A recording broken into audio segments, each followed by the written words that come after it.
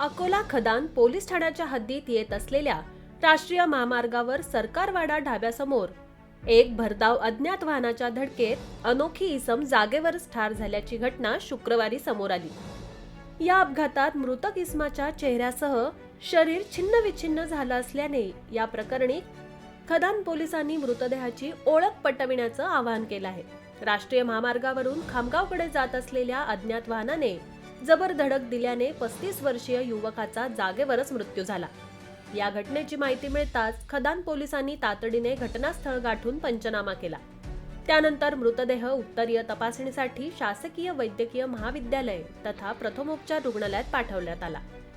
या ठिकाणी प्रत्यक्षदर्शींकडून या मृतकाची व धडक दिलेल्या वाहनाची ओळख पटवण्याचा प्रयत्न केला असता ओळख पटली नाही।